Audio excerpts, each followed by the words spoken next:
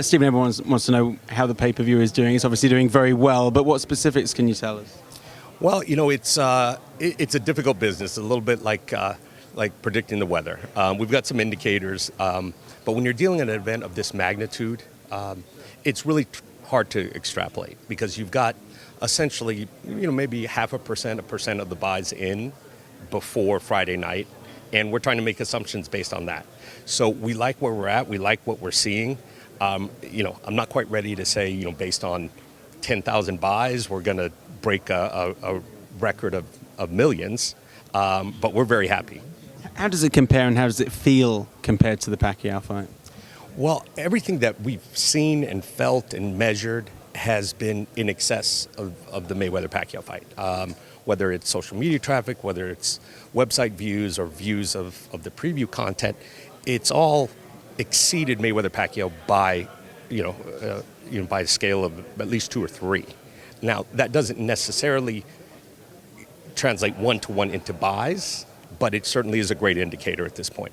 In what ways is this viewing experience and the whole sort of way the fight is distributed and so on a little bit different to the last one? Well, I think, certainly in comparison to Mayweather-Pacquiao and even in comparison to more recent events, this one has a different technological feel.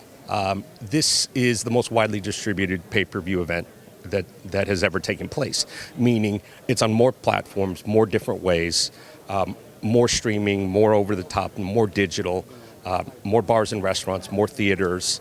There really is no excuse for someone not watching it, really, because we've gone out of our way to make sure that no matter how someone receives their content, whether it's over the internet, whether it's streaming, whether it's in an app or a phone, whether it's on a cruise ship at sea, whether it's in international territories, we've gone out of our way to make sure that this event will be accessible to everyone.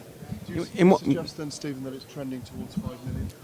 I'm a little bit more conservative than that. I think there are certainly indicators which say that the scale of this was comparable or more than Mayweather-Pacquiao. But I think just personally, I like to underestimate rather than over.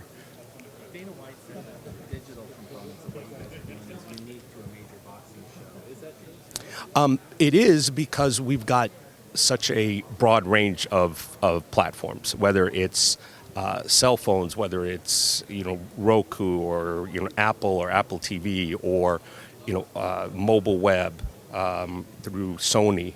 There are a variety of different ways.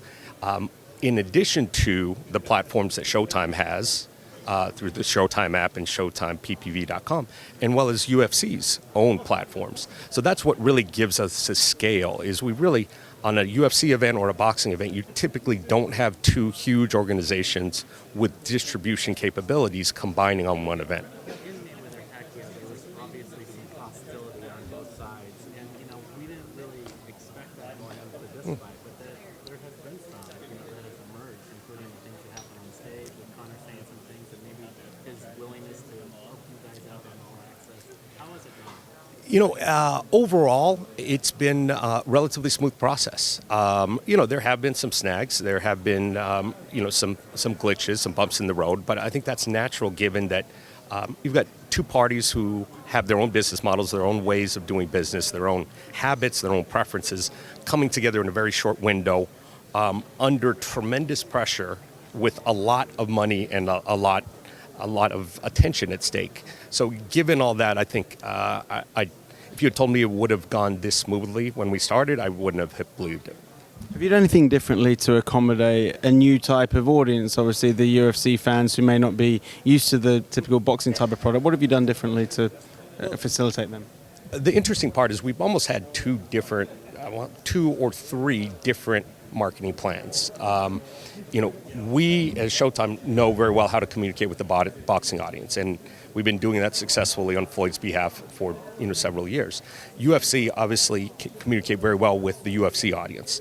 So rather than try and combine on a marketing plan which sort of split the difference and no one was happy, we're each targeting our respective audiences.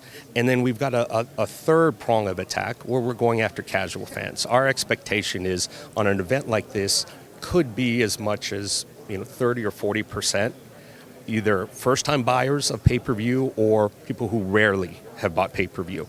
And with that, we're targeting more of a message of how to buy, what the process is, where and when to engage with content.